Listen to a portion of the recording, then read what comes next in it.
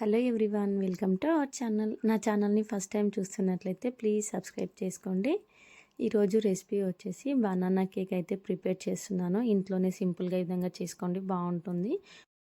ముందుగా బాగా పండిన 2 అరటి పండ్లని తీసుకొని ఈ విధంగా ముక్కలుగా కట్ చేసుకొని మిక్సీ జార్లో వేసుకొని 1/2 కప్ వరకు అయితే షుగర్ని వేసుకోండి. మీకు షుగర్ వద్దనుకుంటే బెల్లమైనా వేసుకొని చేసుకోవచ్చు. ఇంకా మంచిగా గ్రైండ్ చేసుకోవాలి. గ్రైండ్ చేసుకున్న తర్వాత ఒక బౌల్లోకి అయితే వేసుకోవాలి. ఈ విధంగా ఒక బౌల్లోకి వేసేసుకున్న తర్వాత ఇప్పుడైతే స్ట్రైనర్ని పెట్టుకొని ఇంకా మనం పిండిని అయితే జల్లించుకోవాలి. నేనైతే గోధుమ పిండితోనే చేస్తున్నాను. ఎక్కువగా అయితే మైదా పిండితో చేస్తారు. నేనైతే ఇక్కడ గోధుమ పిండినే వాడాను అనమాట. ఆశీర్వాద్ గోధుమ పిండి. 2 బాగా పండిన అరటి పళ్ళకైతే 1.5 కప్ వరకు గోధుమ పిండిని తీసుకున్నాను. 1 స్పూన్ వరకు బేకింగ్ పౌడర్, 1/2 టీ స్పూన్ వరకు బేకింగ్ సోడాని అయితే వేసుకొని ఈ విధంగా మంచిగా జల్లించుకోండి. ఈ విధంగా జల్లించుకోవడం వల్ల కేక్ అనేది మంచిగా ఫ్లఫీగా వస్తుంది. ఈ విధంగా అంతా బాగా మిక్స్ చేసుకున్న తర్వాత ఇప్పుడు దీంట్లోకి 1 కప్ వరకు అయితే మిల్క్ని యూస్ చేయాలి. 1 కప్ అయితే మిల్క్ సరిపోతుంది. ఈ విధంగా మంచిగా పిండిలో మిల్క్ అంతా మంచిగా కలిసిపోయేలా కలుపుకోవాలి. ఇక్కడైతే స్టవ్ ఆన్ చేసుకొని ఫ్రీ హీట్ అయితే చేస్తున్నాను. ఒక కడాయి పెట్టుకొని, అడుగు మందంగా ఉన్న కడాయి పెట్టుకొని ఫ్రీ హీట్ చేసుకోవాలి. ఇప్పుడు ఇందులోకైతే నేనైతే ఆయిల్ మర్చిపోయాను అనమాట. ఆయిల్ అయితే లాస్ట్లో యాడ్ చేసుకున్నాను. 1/2 కప్ వరకు ఆయిల్ అయితే వేసాను అనమాట. ఆయిల్ని వేసుకుని మంచిగా కలుపుకోవాలి. ఆయిల్ కూడా మొత్తం బాగా కలిసిపోయేలా పిండిలో ముందే వేసుకోవాలన్నమాట. ఆయిల్ కూడా నేనైతే మర్చిపోయి లాస్ట్లో వేసాను అనమాట. ఈ విధంగా మంచిగా మిక్స్ చేసుకున్న తర్వాత పక్కన పెట్టేసుకోండి.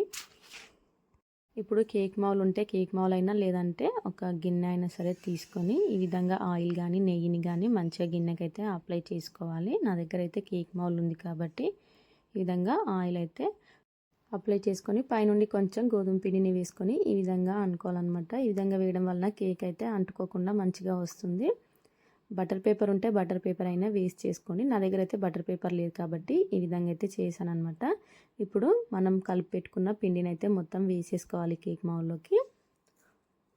ఇంకా వేసేసుకున్న తర్వాత ఎక్కడ లంప్స్ అనేవి లేకుండా మంచిగా ఈ విధంగా ప్రెస్ చేయాలన్నమాట.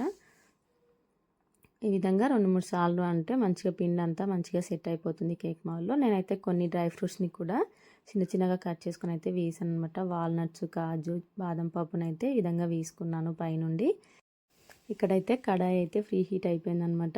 ఇందులో స్టాండ్ పెట్టేసుకొని ఇంకా మన కేక్ మౌల్ అయితే పెట్టుకొని మూత పెట్టేసుకొని నాకైతే 40 to 45 మినిట్స్ అయితే పట్టిందనమాట కేక్ కావడానికి. అయితే మొత్తం మంట అనేది మంచిగా హీట్ అయిపోయిన తర్వాత ఇంకా సిమ్లోనే ఉంచుకొని చేసుకోవాలన్నమాట ఈ ప్రాసెస్ అంతా. ఇంకా ఇలా పెట్టేసి ఇంకా దీన్ని వదిలేసేయాలన్నమాట. చూడండి 45 మినిట్స్ తర్వాత అయితే చెక్ చేస్తున్నాను అనమాట టూత్ పిన్తో. ఇంకా అంటుకోకుండా వస్తే ఇంకా మన కేక్ అయితే రెడీ అయిపోయినట్టే అనమాట. 1/2 అవర్కి అలా చూస్తే కొద్దిగా అంటుకొని వచ్చిందనమాట. సో ఇంకొక 15 మినిట్స్ అలా ఉంచాను అనమాట.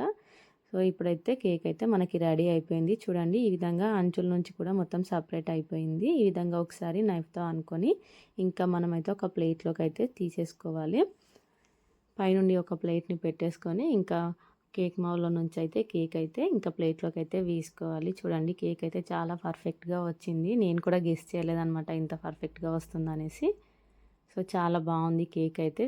బనానాతో చేసాం కాబట్టి మంచిగా బనానా ఫ్లేవర్ అయితే బాగా తెలుస్తుంది అనమాట కేక్ తినేటప్పుడు. ఈ విధంగా పూర్తిగా చల్లారిపోయిన తర్వాత ఇంకా మనమైతే కట్ చేసుకొని ఇంకా సర్వ్ చేసేసుకోవడమే. పిల్లలు కూడా మంచిగా ఇష్టంగా తింటారు.